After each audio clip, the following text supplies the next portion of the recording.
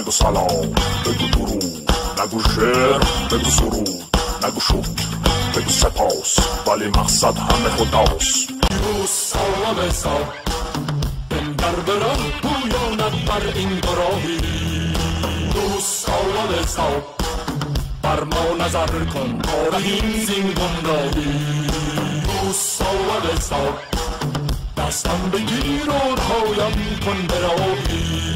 پیروز سلام سال یالا بکن یا مدربه یا همراهی.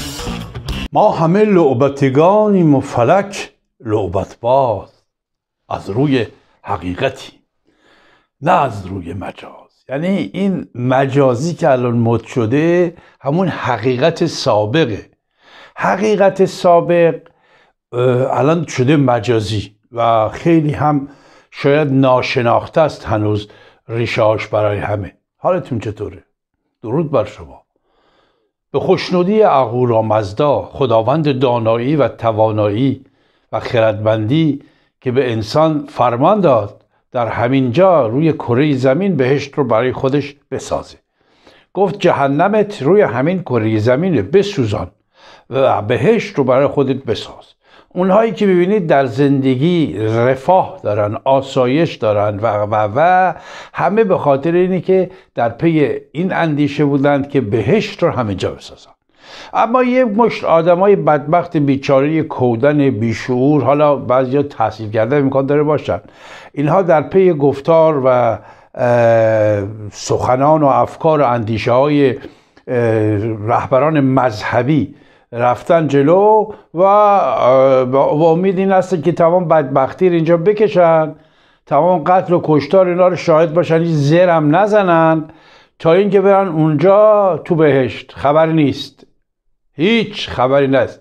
از جمله این رفتگان راه دراز باز آمده ای کو که از او پرسم راز.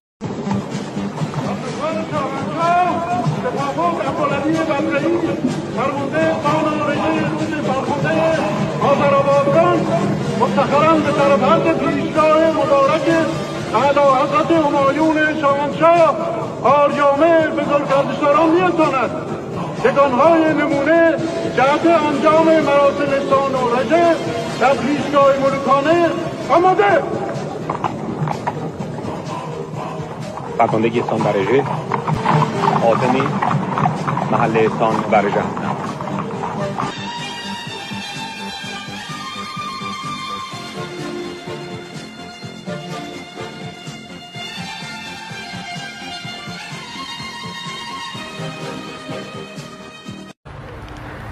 کاری که در سپاه صورت گرفت به محض اینکه مأموریت جبهه حق انقلاب اسلامی، حتی مثلا چینیا میزان تسلیحاتی که به عراقی‌ها دادن، خدا که بنگاه معاملاتی و بسازی بفروشی و ساختمون سازی و بلدینگ سازی نداره که باید این همه قصر و کاخ و اینا برای همه میلیاردهای انسان ابله بسازه. همینجا بهشت خودتون رو بسازید.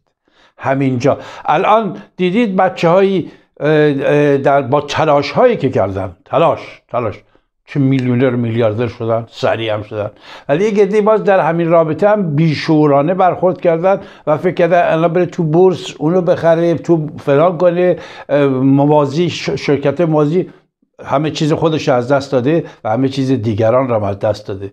نه، باید خردمندان اندیشمندان جلو برین و اون ستاره شانستون هم بالای سرتون باشه. امروز نکته مهمی میخوام بهتون بگم، مثل همیشه.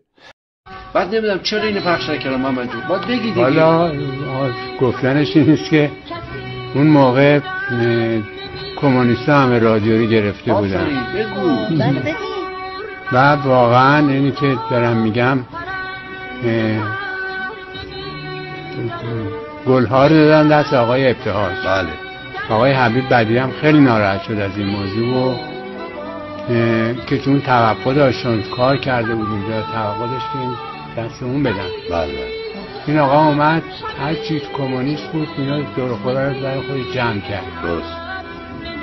و کار از دست بقیه گرفت. یعنی بچه‌ها پرویز یه دیگه نرفت اونجا بزنه، یعنی حبیب بدی میرفت، کم میرفت، خیلی کم. گلپایگانی نرفت بخونه، جلی شهناز نرفت بزنه، فرهنگ شریف نرفت بزنه. از یکی نگاه منفی نسبت به اولا این که بایستی بدونین دلار الان میگین 100,000 تومان داره میرسه به فرنا، میرسه 150,000 تومان. کسادی بازار به بدبختی ورشکستگی بی پولی، نه برای ایران، برای خارج از کشور ایران هم چه حساب بکنید، همین فرانسه و هر جای دیگه روز به روز بدتر میشه.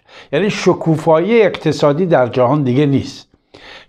شکوفایی اقتصادی درب و داغون شد و شما ایرانی ها این رو بدونید، به خاطر اینکه شما این ذلت، این پستی، این ننگی، این مرگ بر فلان، مرگ بر فلان، این 1400 سال بدبختی رو پذیرفتید، بدتر از این هم میشه روز و حالتون. و تقصیر مال خودتونه، تقصیر مال کسی دیگه نیست. هست همه نشستن که گرگا نشستن که بخورن.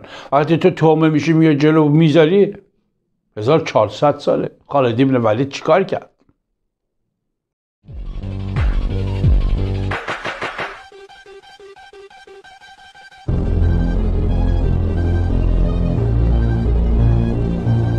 ایران برای اعراب بهشت بود. معابد و مقدساتش را نابود کردند، مردم را کشتار کردند، تمام شاهنشاهی را تحقیر کردند و ایرانیان اشرافزاده را به بردگی کشیدند، تا اینکه از امید مردمان از خاکستری برخاست ابو طاهر. سپاهی برای انتقام این جنایات به سوی مکه راهی کرد، اعراب را به شمشیر کشید، زمزم را آلوده کرد، کعبه را آتش زد و سنگ مقدسش را شکست و با خود برد و گفت راستی پرندگان ابابیل کجا هستند؟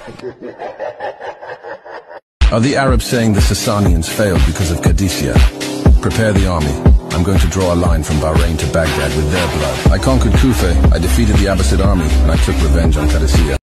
آیا خالد ابن ولید را میشناسید؟ قاضی که به فرمان او در یک شبانه روز 70,000 ایرانی گردن زده شدند. خالد ابن ولید فرمانده سپاه عرب در جنگ با ایرانیان قسم خورد که اگر شهر را فتح کنم جوی خون راه میاندازم و با این خون گندم آسیاب میکنم و از آن آسیاب نان میپزم. 20,000 ایرانی رو در یک روز سر بریدند تا جوی خون راه بیفتد، ولی خون جاری نمیشد. یکی از یاران خالد به او گفت همه جهانیان را نیز گردن بزنی خون جاری نخواهد شد، پس بهتر از خون آنان را با آب درآمیزی. پس خالد دستور داد که اسیران را بیاورند و در رود گردن بزنند. 3 شبانه روز لشکر 80,000 نفری تازیان با آسیابی که از خون ایرانیان تهیه شده بود نان می‌خوردند. و حالا ما آنها را می‌پرستیم و اسطوره‌های با غیرت کشور خود را فراموش کرده ایم. منبع تاریخ طبری جلد 4. آنقدر اشتراک گذاری کنید تا همه از بلایی که بر سر ایرانیان آمده است آگاه شوند. بعد نکته مهمی که من میخوام امروز اینجا به شما بگم اون اینه که این ورشکستگی الان مثلا شبای عید توی ایران همه جا باید شلوغ باشه، کریسمس فرانسه جای دیگه هم همینجور بود. یعنی اون حتی که خرید برن توان مالی ندارن، مردم پول ندارن دیگه، نمیرن خرید نمیکنن. این هم از کاسه بیده شب عید ما کاسه بود. این از وضعیت بازار که هیچ خبری نیست و برقم که ماشاءالله هر روز 2-3 ساعت میده. این وضعیت کاسبی ماست. موارد موجب میشه که شما بدونید که حمله نظامی به ایران که یک طرح پیش بینی شده است، نابودی ایران. بابا اینقدر گفتیم داریم میگیم از هزاران سال پیش میخوان ایران نابود بشه و میشه. چرا؟ چون رهبران ابلهی اونجا حاکم هستند با یک سری افکار ضد انسانی و شما هم این گوسفند، اونایی که مال ما هستن رو نمیگم، اون خردمندان نمیگم، اون گوسفندی ها همونایی میگم که هزاران هزار میرید 4 میدید. البته الان خیابونه امسال خلوت بود برای 22 بهمن اینا، ولی همچنان نماز جمعه های اینا میرید مرگ برای اون، مرگ برای مرگ. آخه تا وقتی مرگ یک کسی رو میخوای 45 ساله داره طلب میکنه، 1400 ساله داره میکنه، میزننت. این درگیری سادات تازی با اسرائیل و یهودیت یک دعوای خانوادگی تاریخی است، به ما ایرانی ها هیچ ربطی نداره. فاطمه زینب علی محمد حسین خیبر، میگن خیبر میدونی یعنی چی؟ خیبر قلعه یهودی بود، اینا حمله کردن، همه رو کشتن، پولش هم گرفتن. دعواشون از قدیم از حسادت دارن، رقابت دارن. میگن که از بنی امیه گرفتن اینها قدرت به بنی هاشم دادن، بعد از بنی هاشم گرفتن، بعد محمد که اومده اول قبولش کردن محمد و بردنش یثرب، مدینه رو دادن دستش، گفتن آقا بین ما یهودی تو بیا داور بشو. بعد اونجا هم باز چه کرد؟ حمله کرد، درگیرن اینا و هم تاریخی ضد یهودن، حسادت دارن به یهودیت، حسادت داره بنی هاشم، حسوده، نابودی اونو میخواد. خب وقتی تو نابودی میخواد، ولی اونا خیلی تا حالا کم رحم کردن. این مسئله غزه یه نمونه بود از تکنولوژی مدرن که یعنی غزه میشه ایرانم، همه آخونده، همه این شپشوهایی که پشت سر اینا میرن نماز میخوان، آخه شما مردم هم که خودتون چه هستید دیگه. بعد وقتی محمد از دنیا میره، محمد توسط ارتش و سپاه و وزارت اطلاعات ایران ترور میشه، مثل تمام خلفا که ترور میشن. خب این ترور شدن اینها از روز اومدن تو خودشون که آقا این یهودیا کشتن، یه زن یهودی کشته. آقا نمیگن شما چقدر قتل و کشتار کردید و تقاص پس دادید.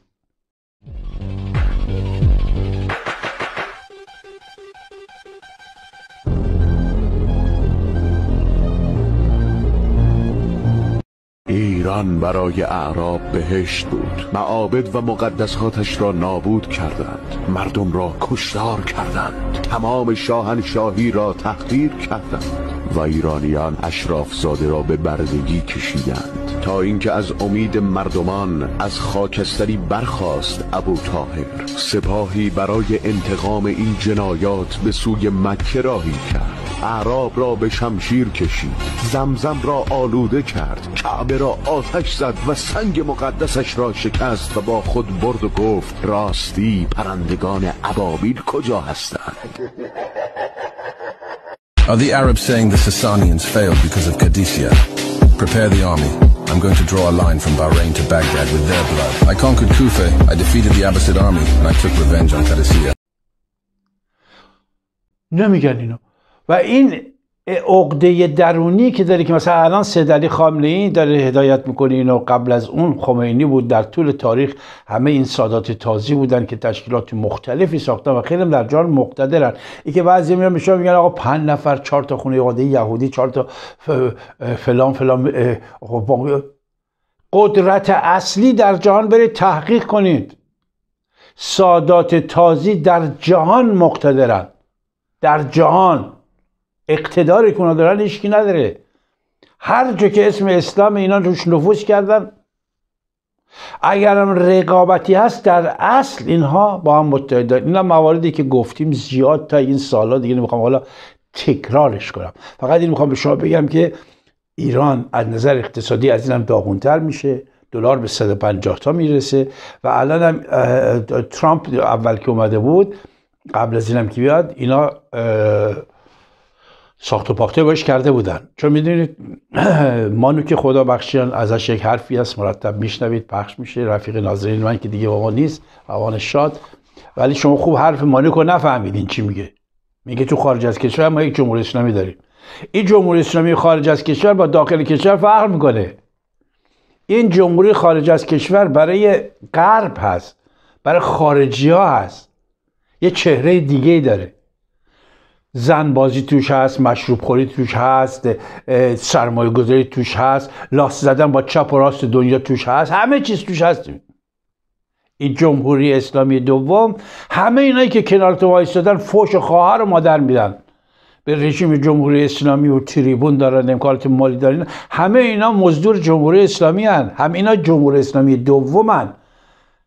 این جمهوری اسلامی دوم از دور که ببینی در تضاد با اون، درست مثل اصلاح طلب ها و اصولگراهای داخل کشور. شما ببینید چقدر به هم دیگه اینا فوش و خوار مادر میدن، هر روز درگیری دارن، خیلی دارن، این درگیرشون خیلی زده، ولی اصلش اینا دو جناح به عربی میگن، جناح رژیم هستن که این سر رو نگه دارن. این سر مغز جمهوری اسلامیه، حکومت ایالات فقیه، اون رو باید نگه دارن. حالا جمهوری که در خارج از کشور هست با اون جمهوری که در اسلامی که در داخل کشور از زمین تا آسمون فقط این نفهمیدین شما تا حالا. برای همین اینا هر رئیس جمهوری هر جای دنیا که بیاد اینا یه باندی دارن که میفرستن آقا ما با این خامنه ای آدم پلیدیه، این خامنه ای خیلی نامرده، این فلان، ولی ما که ما بعد اینا چون امکانات مالی سرمایه‌گذاری نفوذ می‌کنن. حالا این نکته که الان عرض کردم خیلی دقیق و حساسه، بیشتر از این باید بریم باز کنید خودتون بفهمید. من نمیتونم دیگه زیاد تو این یه ساعت برنامه بهتون بگم. حالا ترامپ پیش از اینکه بیاد، چون پیش بینی کرده بودن که روی به آقای ترامپ هم خیلی از ایرانی‌ها که نزدیک بودن نفوذ و فلان اینا کارشون کردن و برای همینم ترامپ گفت که من دیگه جنگ و دعوا نیست و من میخوام. بعد تا خامنه‌ای هم گفت آره اینا میگه، ولی یهو چی شد که خامنه‌ای اومد زد زیرش گفت من مذاکره نمی‌کنم، چون از اون طرف شرط و شروطی که اینا گذاشتن بعدم از نظر سوق‌الجهشی استراتژیک و تاکتیک اینها برای دراز مدت برنامه‌ریزی شده است عمل میکنن. وقتی اینا عمل کردن فلان اینا شد، ترامپ گفت من به هر حال این فشار حداکثری رو امضا میکنم، ولی اگه اینا اومدن دیگه بیان. اول میگفت که ترامپ گفت که فقط اتم من میخوام اینا نداشته باشن. دیداری که آقای بنیامین نتانیاهو باش داشت، اسناد مدارک صحبت‌ها حرفا، و گفت که این تنها اتم اینا نیست، این موشک‌ها اینا خیلی مهمه، اینا خودشون میگن صدها پایگاه زیرزمینی موشکی دارن، کلاهک‌های اینا موشک‌هاشون خطرناکه، هژمونی منطقه‌شون رو گرفتیم، سوریه، لبنان، عراق اینا. بعد موشک، بعد اتم که باید خلع سلاح بشه. اینا باید آخوند که نمیتونه اینقدر تا تو ایران خودش آدم کشته، خلع سلاحش رو میخوان. درست مثل سوریه اعلام کرد ما خلع سلاح مثلا احتیاج به سلاح نداریم، ما جنگ نمیخوایم بکنیم، آقا به مردمون برسیم. دلار رو نصف قیمت کرد آقای شر وقت اومده. امکانات اقتصادی باز سرمایه گذاری باز داره مثل ترکیه با زرنگی و ذکاوت میگه اول بهشت برای مردم خودم اول بسازم، میگه اینجا تو مردم خودم بهشت بسازم. علی خامنه‌ای میگه نه، تو قنوتش دعا که میخوند از بچگیش میگفت که خدایا به من قدرت بده که دین تو تو دنیا گسترش بدم. شما میدونید خودش هم گفته.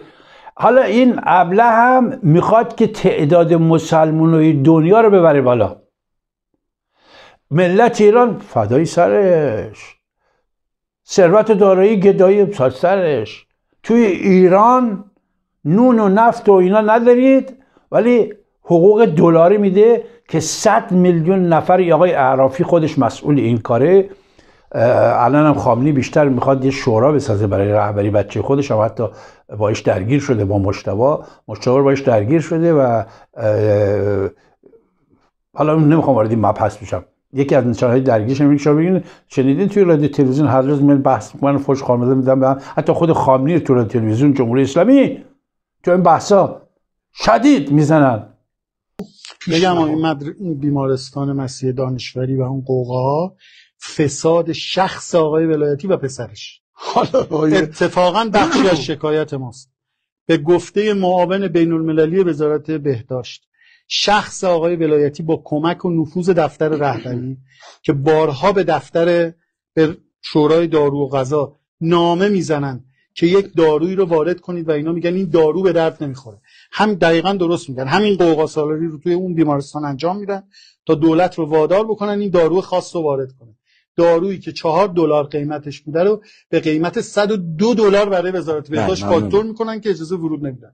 منبعش هم جناب آقای اسدی لاری، معاون امور خارجه امور بین الملل وزارت بهداشت. بله. چون رئیس تلویزیون رفیق پسر خامنه‌ایه، یعنی مجتبی است رفیقی و از اون دستور میگیره. عرف نفسك. حيدر احمد رعد من لبنان. حیدر احمد رعد از اهالی لبنان. عرف نفسك. نبيل يوسف عزام من لبنان. نبیل یوسف عزام از اهالی لبنان. چه انگیزه باعث شده که شما بخواید با برادران مسلمانتون در ایران بجنگید؟ و الان یه جنگ بزرگی بین مجتبی و بشرا افتاده و مجتبی داره از طریق تلویزیون، رادیو تلویزیون، تو رادیو تلویزیون بحث میزنن. این بحثی که شما میبینین همینه که بحث میکنین خودتون، اینا تو رادیو تلویزیون، تو تلویزیون ایرانه، تو تلویزیون ایرانه. این میگه که حالا ما بخوایم از اونا بگیریم، از این ارتجاعیون و فلان، باید یکم آگاهی بده به مردم. میگه و هدفش اینه که باید آگاهی بده به مردم. تو آگاهی درگیر میشه با باباش و الان باباش یک سری درگیریه دیگه، مبحث من نمیخوام بشم. بسم الله الرحمن الرحیم. لبنان هستیم، مجمع امام خمینی در مجاورت محل دفن سید مقاومت سید حسن نصرالله. اینجا تو محل دفن سید 50 متر فاصله داریم. موقع مشترکی با گروه‌های جهادی مستقر در لبنان برپا شده و با حمایت مالی شما بزرگواران و همکاری گروه جهادی اقلامی خریداری شده و انشالله قرار است بین تشریف کنندگان توزیع بشه.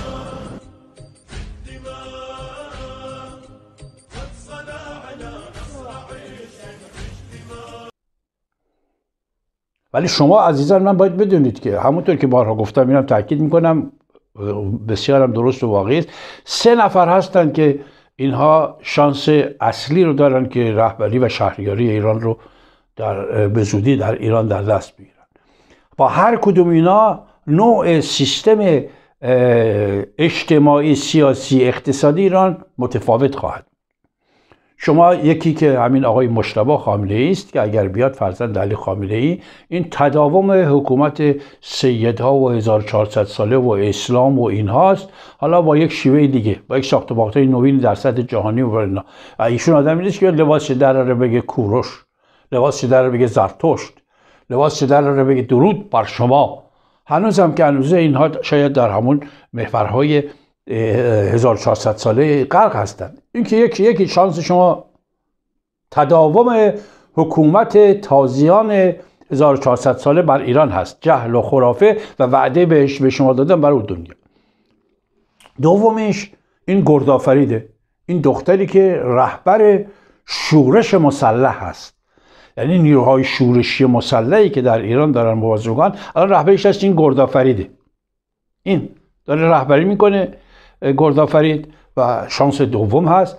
و شانس سوم پرنسس نور پهلوی است. پرنسس نور پهلوی چند زبان صحبت میکنه. زیبایی یک افتخاره. زیبایی، ما مثل تازیان نیستیم که بگیم زیبایی بده باید پنهانش کنی، زن رو باید چه بکنی.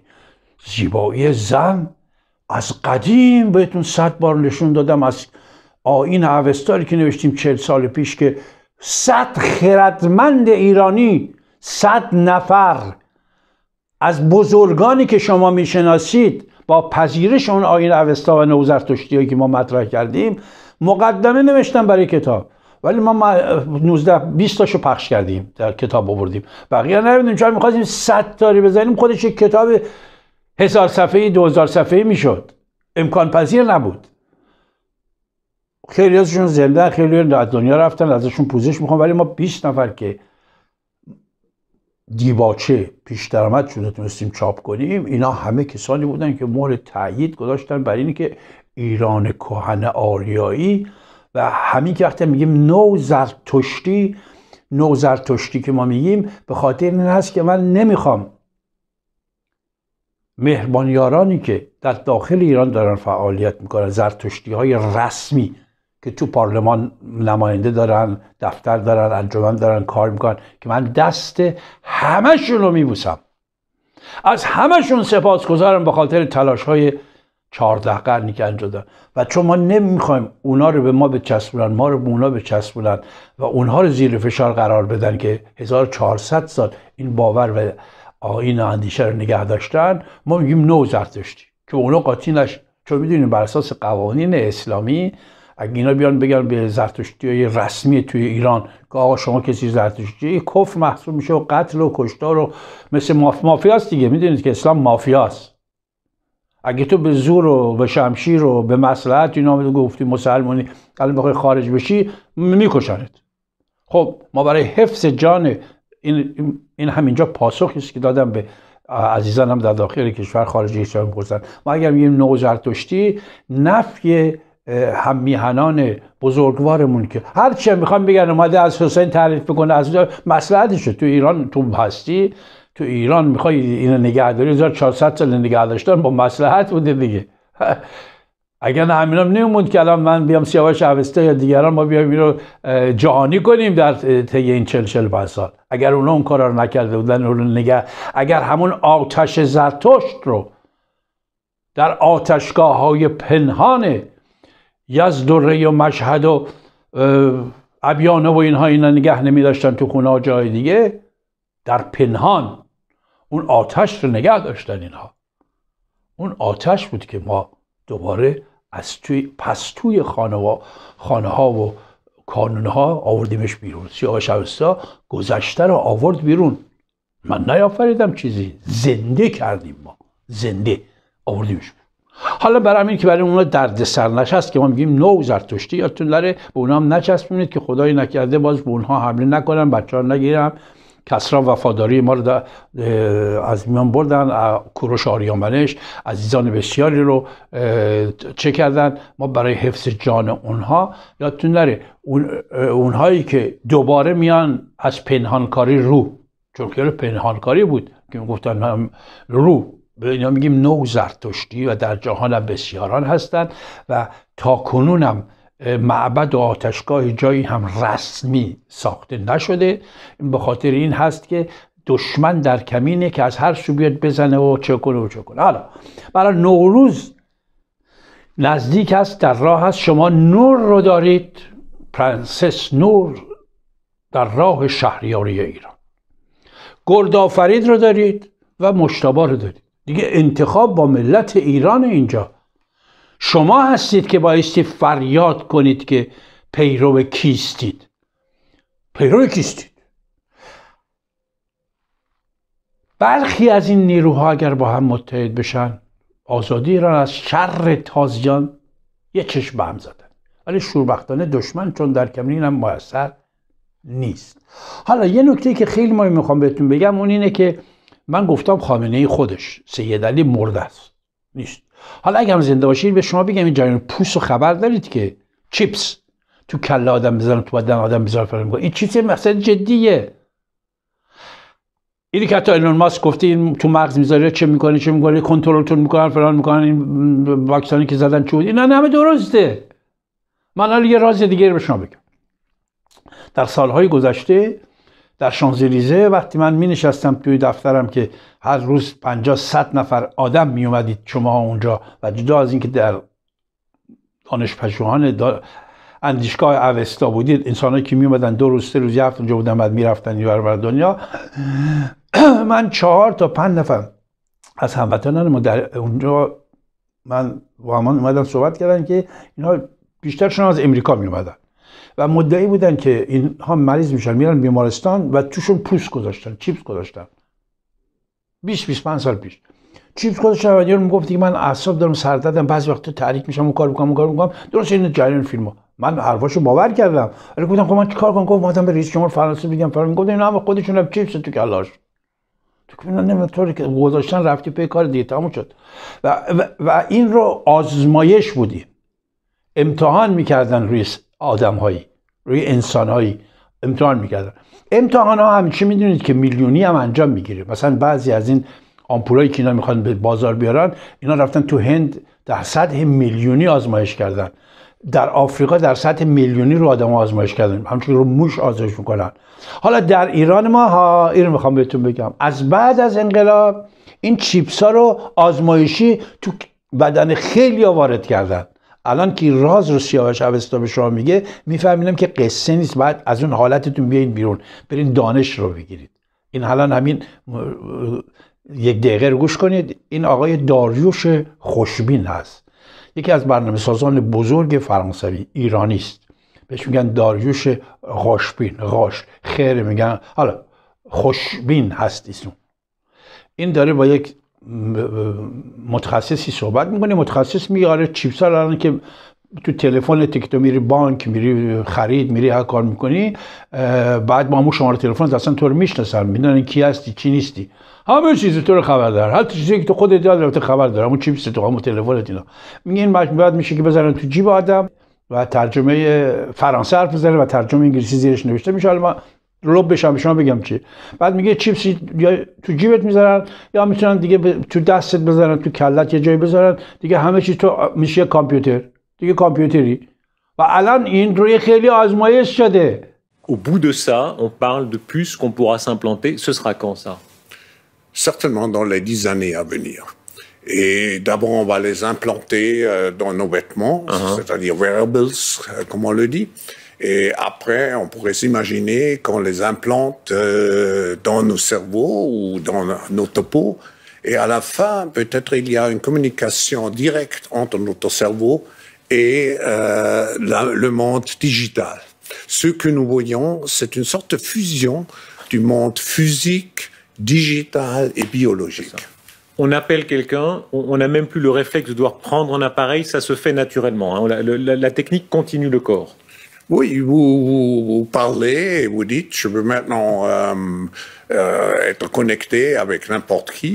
Et d'abord, vous avez les robots personnalisés. Et j'ai vu que M. Zuckerberg a prédit qu'à la fin de l'année, il va avoir son robot, son butler personnalisé qui est à sa disposition. Donc, comme dans Downton Abbey, on aura son butler personnel, son serviteur, son esclave. Oui, mais il y a une différence. C'est un serviteur qui, avec l'intelligence artificielle, apprend et qui n'est pas seulement votre assistant pour des travaux manuels, qui peut vraiment être un partenaire intellectuel de vous. تا بتونید شما مثلا من برای بفهمید خوب قضیه چیه، من یه نکته بهتون بگم. مثلا 10 نمونه رو در همین پاریس من داشتم. طرف اومد میگه آقا بعد سالها ما رفتیم ایران، میلیون ها تومن هم پول فرستاده بودیم داداشمون برامون خونه بخره، رفتیم ببینیم همه رو خورده بالا ما رو انداخت زندان. برادر خواهر رو سرش کلا گذاشته. بچه‌ها باباشون رو کشتن که پول ایران برسه. اصلا یک غیر قابل تصور. بچه بعد سالها رفته ایران، پول میفرسته که براش امکانات اقتصادی فراهم کنن. گفتن آره همینه. زن بچه‌ش رفته ایران، خود بابای بچه‌ش خودش که از خارج رفته از پاریس انداخته زندان به خاطر اینکه پولاشو بالا کشید. خب اینا فکر کنن چه جوریه؟ یارو یهو قلبش عوض شده، بابای، ننه، عمه، خاله، بچه‌ها یا هنرمندای بزرگی، من نمیخوام اسم بیارم، رفقای خود من که میشناختم، بچه‌هاشون اونجا میرسید بعد یهو 50 تا مغازه داشت و فلان داشت، امکاناتی داشت. بچه بابا جون یه وکالت من بده، من این خونم. آقا تا وکالت میده تمام عموهاش و خانه ها و فامیل همه رو خلع مالکیت که میکنه. از اینا نمونه خودتون زیاد دارین، من لازم نیست بر شمارم. خب این چیه اینا؟ این چیه؟ وقتی میگم علی خامنه‌ای مرده نیست، این چیه؟ اینا تمام کسانی هستند که پوست تو کله اینا وارد کردن و کنترل میشن. حالا شما فکر کن من دارم قصه براتون تعریف کنم، میدونم خیلی ها نمیفهمید، فکر کن داره قصه میگه، فیلم سینمایی دارم تعریف میکنم. همینه. چطور شد یهو خواهرت یه روز ضد توست میخواد بکشتت، فردا مخلصته. برادرت یه روز میگه تیزو فلان، فردا مخلصته. اون لحظه‌ای که میخوان دیگه چیپس رو فعال میکنن. زنای شما چقدر زنا شوهرها با درگیری با بچه‌ها میخواد شوهر بکشه، اون چیپس فعال.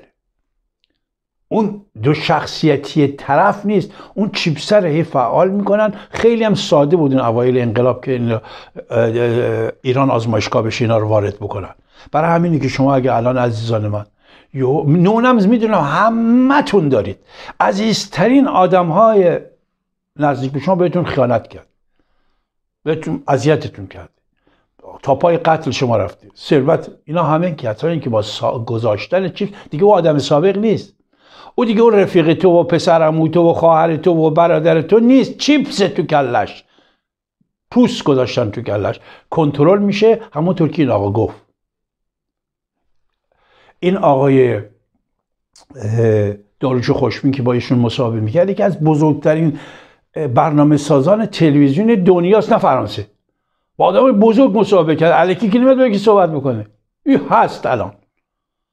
برای که توی تله نیفتید من ازتون یه خواهش میکنم، یکی از کتاب‌های بسیار جالب و مهمی که باید بخونید تا بفهمید دنیا دستی که 30 سال پیش نوشتیم از سازمان جاسوسی الله.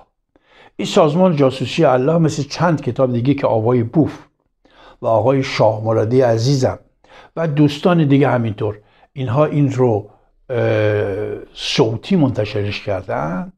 الان هم استاد احسان اطهری یکی از دوبلورهای بسیار خوش آوای ایرانی کتاب سازمان جاسوسی الله رو براتون روایت میکنه، میگه دیگه لازم نیست بخونید، تو ماشین تو اداره کار میتونید بذارین بفهمید. وقتی این آوای خوش اطهری رو بشنوید و سازمان جاسوسی الله میبینید که از قدیم ما اینا رو گفتیم نوشتیم و الان هم همش دقیقاً همین جور هست که ما گفتیم و شرح دادیم.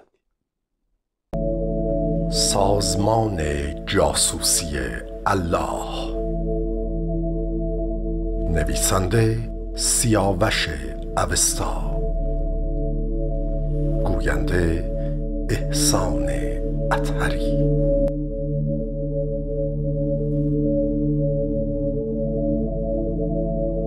سازمان جاسوسی الله، نویسنده سیاوش اوستا، گوینده احسان اطهری. بخش اول. برای شناخت هر رژیمی نخست باید سازمان امنیت آن را شناخت. همه مأمور رژیم هستند، حتی کارتر و اوباما. از روزی که خمینی به ملت 35 میلیونی ایران گفت شما همه باید مأمور اطلاعات و امنیت باشید، خود رژیم پس از آن همه قتل و کشتارها همه را بخواهی نخواهی به گونه‌ای در جهان وانمود کرده است که اطلاعاتی و مأمور جمهوری اسلامی هستند. این مسئله برای هیچ شخص و گروهی هم استثنا ندارد. رهبران بزرگ حزب توده به سان بسیاری از شخصیت‌های تاریخی و سیاسی همچون طاهر احمدزاده، پدر و مادر مسعود رجبی و غیره را به جلوی دوربین‌ها آورده و همگی رژیم اسلامی را ستودند. بعد از آن هم تا به امروز برای کسانی که از کشور خارج شده اند مرتب سند و حرف و اعلامیه منتشر می کنند که اینها با جمهوری اسلامی کار می کنند و افتضاح این شایعات تا به دانجا رسیده است که حتی سعید امامی مدعی می شود که در سازمان مجاهدین خلق هم نفوذ کرده اند و وزیر اطلاعات سابق می گوید که در پستوی خانه های شهبانوی عزیز و شاهزاده رضا پهلوی هم نفوذ کردند. حال از انسانهای عادی و روشنفکران و مسئولان جریانات سیاسی و رسانه‌ای که بگذریم میگویند که برخی از رئیس جمهورها و وزرای به ویژه خارجی غرب نیز برای جمهوری اسلامی کار میکنند که در همین راستا کلیپ هایی علیه ژاک شیراک و استراد و دیگران نیز منتشر شده است. و سخن آخرین که میگویند آقای باراک اوباما هم پیروزی خود را مرهون ملاهای ایران است. حال از شایعاتی که برای کسانی که همه تلاششان در ضدیت با اسلام سیاسی و اسلام محمدی بود و به دست همین رژیم کشته شدند میگذریم، زیرا که امروز نیز هر جریان و رسانه‌ای که پدید می آید اگر هوادار پادشاهی باشد یا دموکراسی و جمهوری و یا رقص و آوازی باشد و یا بزن و بکوبی، خلاصه همه را میگویند که وابسته به ملاها می باشد. البته رندی ها و توطئه های پیدا و پنهان این رژیم طی 4 دهه گذشته انتشار این شایعات را تقویت کرده است، به گونه ای که مثلا هرگاه انتخاباتی در ایران در جریان است، به ناگاه نیروهای آزادی بخشی مثل قارچ سر از زیر خاک بیرون آورده و مدعی آزادی ایران می شوند و همزمان ملت ایران که چشم به راه چنین تحولی است خوشحال و خندان گشته و تعداد اندکی فکس و تلفن و پیام به سوی این رهبران روانه می کنند که رژیم اسلامی حاکم بر ایران هر بار نسبت به تماسهای داخلی و خارجی بررسی و پژوهشی می کند و از میان 20 نفر 1 نفر را که نسبت به دیگران حساستر ترجیح بدهد را بازداشت و شکنجه نموده تا زهر چشمی به دیگران نشان دهد و خر مراد خود را چند روز دیگر بدواند. اما تاکنون هرگز از تعداد و مشخصات این بازداشت شدگان کسی خبری یا پیامی به مردم نداده است. یعنی برخی از رسانه ها تا جای تحریک مردم پیش می روند و آنگاه که کسانی بازداشت می شوند دیگر خبری از آنها منتشر که نمی شود بماند که آنها را مأموران رژیم نیز می خوانند.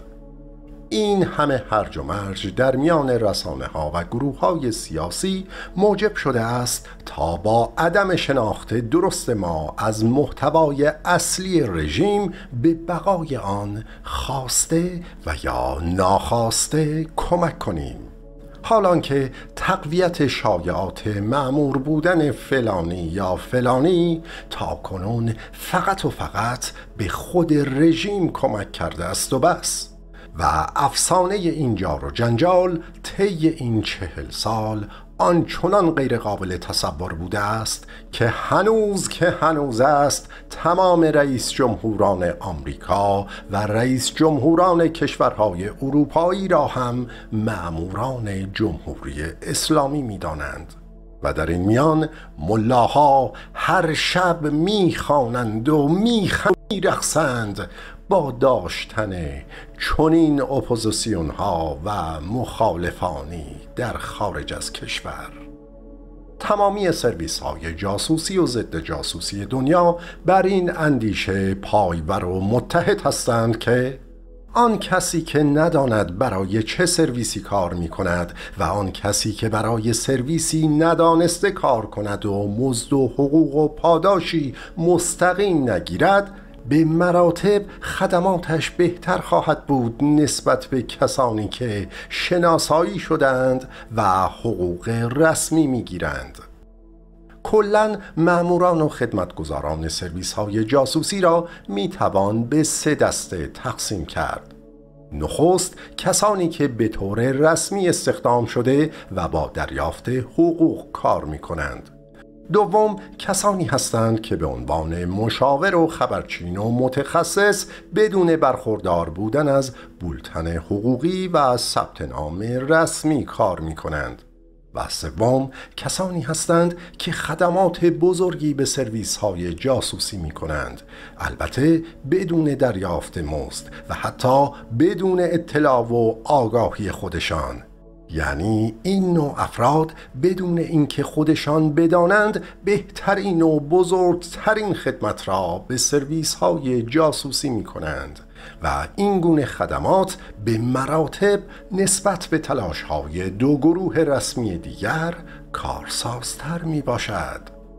با شناخت کامل روانی، خانوادگی، اجتماعی، اندیشه‌ای و سیاسی از این افراد توسط نزدیکان و یا دوستان و فامیل از این افراد استفاده های فراوانی می شود. حتی در انجام عملیات خرابکاری و تروریستی نیز برای رد پا نگذاشتن از این نوع افراد غیر رسمی بهره برده می شود. مثلا کینه‌ای کاذب و یا دشمنی لحظه‌ای کسی با کسی دیگر را آفریده و در پی تحریک فرد، مثلا فلان رجل سیاسی به دست یک آدم روانی کشته می شود. همانطور که برای از بین بردن انور سادات یک گروه کاذب متعصب ساخته شد و عملیات انجام شد بدون اینکه گروه مذکور بداند و بفهمد که با چه بودجه‌ای و برای چه هدف و با برنامه ریزی چه سرویس جاسوسی شکل گرفته بود. همین نوع بهره‌وری از افراد و شخصیت‌های پرشور و احساس ملی میهنی، چپی، راستی، پادشاهی و غیره طی 40 سال گذشته از سوی سرویس‌های جاسوسی الله در رابطه با ایرانیان مهاجر به طور مرموز و حرفه‌ای و مؤثری در جهت خنثی کردن جنبش‌ها و همبستگی‌های کارساز به طور موفقی دنبال شده است. جمع‌آوری اطلاعات از هر کس و از هر چیز و در رابطه با هر مسئله‌ای که فکرش را بکنید مخزن اطلاعات یک سازمان را پر می کند که بر اساس مجموعه آن اطلاعات و آگاهی‌ها و با شناخت روحی روانی افراد سرویس‌های اطلاعاتی می توانند کارهای خود را به پیش ببرند. سیستم اطلاعاتی نظام اسلامی حاکم بر ایران که وارث سرویس اطلاعاتی پادشاه آریامهر بود و صحیح و سالم و دست نخورده توسط نصیری و فردوست به نظام جدید منتقل شد، یادگاری بود از سیستم‌های اطلاعاتی پیشرفته غرب همچون آمریکا و اروپا و موساد. پس از انقلاب و در پی نزدیکی ملاهای سرخ با اتحاد جماهیر شوروی، چین، کوبا، کره، سوریه و دیگر کشورهای مارکسیستی و چپ دنیا روحانیون از کلیت این سرویس ها بهره بردند. بدین ترتیب سرویس اطلاعاتی کنونی جمهوری اسلامی یکی از قوی ترین سازمان های جاسوسی دنیاست که توانسته است به خوبی در نقاط مختلف جهان عمل کند. اگر رژیم فشار و سرکوب و قتل ملاها 40 سال است که بر جای مانده، مرهون همین سرویس اطلاعاتی پیچیده آن است. بسیاری از رهبران سازمان‌ها و احزاب و گروه‌ها را با 1001 حیله و نیرنگ و فریب و روانشناسی فردی و گروهی در اختیار خود گرفته و بر همین اساس است که وقتی آمریکا ایران را قلب تروریسم جهان می‌خواند به افغانستان حمله می‌کند و طالبان دشمن سرسخت ملاها را از صحنه سیاسی حذف می‌کند. آنگاه که غرب و سرویس‌های اطلاعاتی زمینه حمله نظامی به ایران را تدارک می‌بیند، پیش از هجوم به ایران آمریکا و انگلیس به عراق حمله می کنند و دشمن سرسخت و دیرینه ملاها صدام حسین را به زیر می کشند و میلیون ها شیعه مرید سید علی خامنه ای قدرت را در عراق به دست می گیرند. لبنان و فلسطین و شمال آفریقا و دیگر نقاط نیز این چنینند. اینها نه برای بها دادن به دشمن بلکه برای آگاهی یافتن و شناخت پیدا کردن از آن است. زیرا اگر کسی پدیده را خوب نشناسد نمیتواند با آن مبارزه کند. رژیم ملاها و سازمان اطلاعات و امنیت آن را تا کنون کمتر کسی به ویژه در خارج از کشور شناخته است و همین عدم شناخت موجب شده است که تا به امروز ما نتوانیم کاری جدی انجام دهیم. زیرا این رژیم با قدرت جاسوسی و ضد جاسوسی توانسته است حرکت‌های بزرگ و کوچک را خنثی کند و همه ما گمان می کنیم که این کارها و عملیات اتفاقی و گذرا روی دادند. مثلا آنگاه که بخشی از غرب و به ویژه اسرائیل در صدد ساختن برنامه حمله به ایران هستند، سازمان سیا رسما اعلامیه می دهد که از سال 2003 ایران با اتم کاری نداشته است. تلویزیون BBC به زبان انگلیسی برنامه ای را در شبکه جهانی خود پخش می کند با عنوان ایران قدرت جهانی و از یکی از ماموران سیا به عنوان نویسنده و متخصص در امور ایران دعوت می کند تا او هم صراحتاً بگوید که ایران یک قدرت جهانی است. و آقای رابرت بر، مأمور برجسته سازمان سیا و نویسنده کتاب د دویل وی نو، در یک رپورتاژ ساخت BBC از قدرت جهانی جمهوری اسلامی میگوید. همه این مسائل را به کناری بگذاریم و به نقش دلارهای نفتی در انتخابات ریاست جمهوری اروپا و به ویژه آمریکا بپردازیم. این مسئله از دوران پادشاه فقید تا به امروز بسیار حساب شده توسط ملاها پی گرفته شده است و از جریان گروگانگیری. دوستان عزیز، نوروز نزدیک. عشق، مهر، شادی، دستفشانی، پایکوبی یادتون نره. ایران بزرگ اهورایی چشم به راه شماست. دیدید که حتی در افغانستان، تاجیکستان، همه جای دنیا این افکار و اندیشه های شما اوستایی، نوزرتشتی نفوذ کرده. ببینید حتی در افغانستان که این طالبان تا این درجه میکنن، بچه های ما ازدواج که میکنن چیه؟ ازدواج به سبک پارسی، عروسی آریایی. نامی یزدان، تو را من برگزیدم از میان این همه خوبان. تو را من برگزیدم از میان این همه خوبان. در هر لحظه و هر جا پذیرا می شوی آیا؟ در هر لحظه و هر جا پذیرا می شوی آیا؟ حالا عروس خانم شما پذیرا می شوم مهر تو را.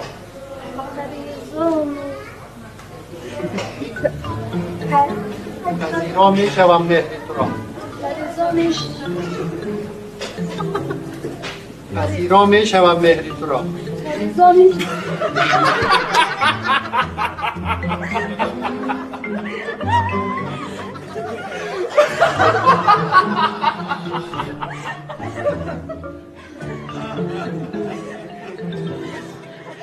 پذیرا شد.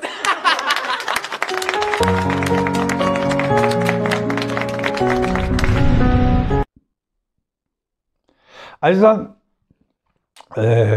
خرسند بودم که با شما مهربانی آرام بودم. پروانه میخوام از برادرم مهندس امیر شجره سپاسگزاری کنم، از سرکار خانم مرجان نقوی، آقای امیر شهرتی، کارگردان برنامه و همکارانشون. تا برنامه دیگر از دستان گرم شما رو میبوسم. بهتون میگم بدرود، خدا نگهدار. برای مدت محدودی در این زمین مهمان هستند. خوشا کسانی که ارزش این مهمان بودن و این وجود رو بدانن. من به عنوان پزشک میگم 0.1 ثانیه قبل از مرگ، وقتی مرگ فرا میرسه، تمام ساختمان بدن مثل زنده است. مغز و قلب و نمیدونم استخوان همه. فرق مرده از اون لحظه این است که حرکت نداره. پس مشخص و تعریف زنده بودن حرکته. هرچه شما بیشتر حرکت کنید، هرچه شما بیشتر حرکت کنید، بیشتر زنده هستید. یک عده از دوستان و هموطنان من از اول عمر تا 80-90 سالگی 5% زنده هستند، 10% زنده هستند. این آقای سیاوش اوستا 200% زنده هست. به عنوان یک روزنامه نویس این یک قسمتی از کاراش هست که من شاهد بودم و خواندن تاریخ و چند صفحه نوشتن به راستی مرد کهن میخواد کرد. گاو آهن مرد کهن. ایشان پس یک انسان بسیار فعال روزنامه‌نگاره. من در پاریس از دفتر ایشان دیدن کردم وسط پاریس یک کلاس درست کرده، اونم نه برای من و شمای ایرانی، بلکه کلاس کامپیوتری فرانسوی ها رو درس بده، یاد بده. من اونجا بودم، شاهد بودم که 7 تا کامپیوتر، 7 تا استیشن و اینها می اومدن یه دونه با یاد بگیرن. پس ایشان به عنوان یک معلم، وقت در اینجا کلاس زبان هست، کلاس زبان فرانسه هست که برای ایرانیایی که تازه وارد میشن و کم و بیش برای فارسی یاد گرفتن ها هم هست اینها. بعد ایشان اون پشتش یه روزی بنده دعوت کردن، یک روزی هم من دعوت کردن که دکتر حسن بیا این پشت و با من یک مصاحبه انجام دادن در پاریس و صحبت کردیم و بعضی از فیلماشون رو که قبلا گرفته بودن، از جمله یادم هست فیلمی از شادروان علیرضا پهلوی داشتن، به من نشان دادن که بسیار آموزنده و خوب بود. خون کوروش در رگ‌هایم، خون خامان شاه، خون کوروش شاه شاهان، شاه خاوران.